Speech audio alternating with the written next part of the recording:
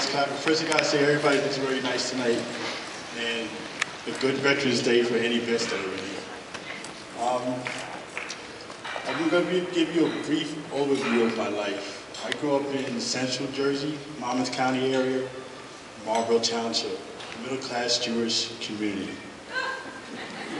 Yeah, well, you know. And I had a good upbringing, good moral standards, good work ethics by my parents who adopted 6 kids. And as I got older, I started working in healthcare at a psychiatric hospital. I worked there 15 years. Then they closed the hospital, downsized, found myself out of work, trying to find new work, couldn't find work. And parents passed away and found myself a little bit depressed and dabbling with substances. So I found new work doing hospice care, and they tell you don't get too involved with your patients. And that's hard to do with anybody who works in healthcare. So I realized that I was using more than I should have, which I should have never used. So I came to Philadelphia, volunteered at Salvation Army in Roxborough, which I got me a year clean. But relapse, addiction, sneaks up on you if you're not doing the things that you're supposed to do. So bounced around Philadelphia in some of the shelters, and it's really nice to see that Ann running by Sunday breakfast, because I was at Sunday breakfast one time, and that's a rough spot for her to stop and talk to the guys over there. You got to give her a little bit of courage, because it's rough over there, trust me. So bounced around and found myself at one of the shelters in Germantown, the DePaul House, which has great staff members over there. And really caring and kind people, because most of the shelters in the city, the staff members are not like that. They take advantage of the residents, and there's a lot of stuff going on there that's not right. But while I was at the DePaul House, and I'm still there, I'm getting ready to leave, get my own place in about 3 weeks.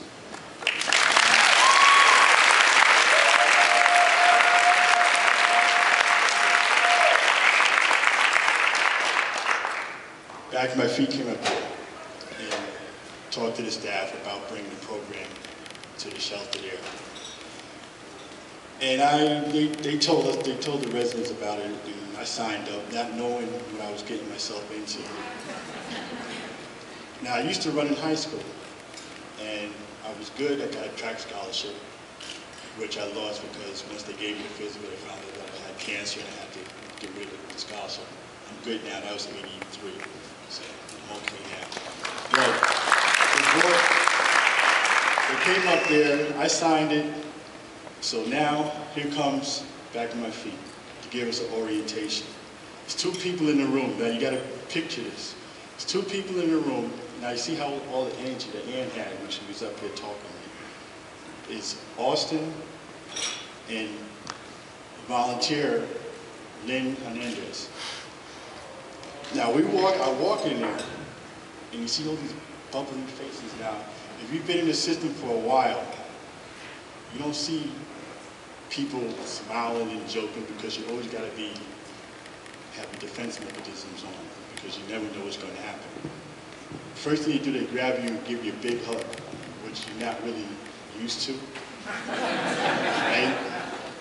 And all this laughing and yelling, and it's like, these people are crazy. So, sign the paperwork, get the sneakers. They say you got to be out at 5:30 in the morning. I said, well, I can do that. I'm up at 5 o'clock anyway. Now, I joined the team in January.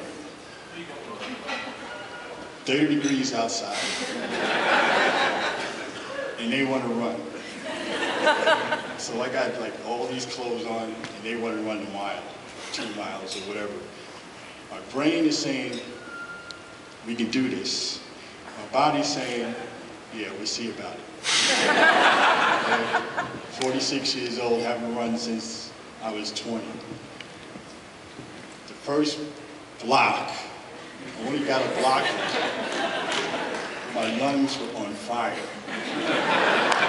I mean, it was like, I'm done. Lynn's running next to me, you can do it one more time, come on, you can get it in. I'm like, why don't she just be quiet? But as the weeks go on, you build up your self-esteem, you build up your energy in your body. Next thing you know, a week's by, you're doing a mile, you're doing 2 miles, you feel more confident. Fast forward, Broad Street Run comes along, 10 miles. I didn't run 10 miles when I ran track. And I got a running buddy, Maureen O'Toole, who runs with me. And we motivate one another. See, that's the good thing about it, is that you have the volunteers, and you think that you're coming out and you're helping us. But we're working together. It's like a handshake. You can't have one without the other. You got to put both together. We're helping you, you're helping us, and together we're both growing.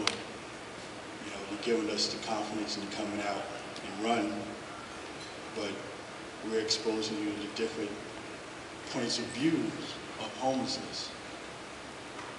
I come from a good background. I wound up homeless. You have some people from the inner city who had tough childhoods. They might be homeless. We're in a recession right now. People losing their homes. They wind up homeless. There's many faces. You got vets coming back right now. Some of them are going to be homeless. So it's good to change the point of view of what homelessness looks like. It's not the people that you see in the corners, which is one aspect of homelessness, and that's mostly people with like mental illnesses, because we closed down all the psychiatric hospitals. So if you see somebody like that, say hi. Or just buy a sandwich and put it on the sidewalk next to you. Just don't walk by. You know, because society is ultimately judged by what we do for the people who have less than what we have. And if we're doing good and somebody else is doing bad, then we're doing bad too. So, on that note, I wasn't going to say more, but I'm kind of, because everybody's looking at me. But it's a good program. Do what you can to support it, and it'll help you as it helps us. That's all I have.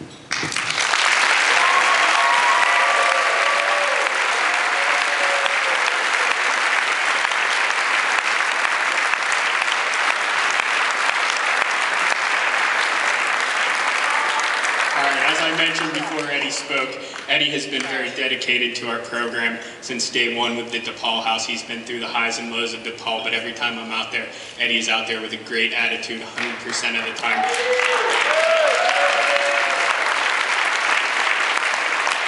Eddie has also since got a job working, and he's on his way out of the DePaul House. We're very proud of Eddie. It's a great honor to announce this award to Eddie as Back on My Feet's Residential Member of the Year.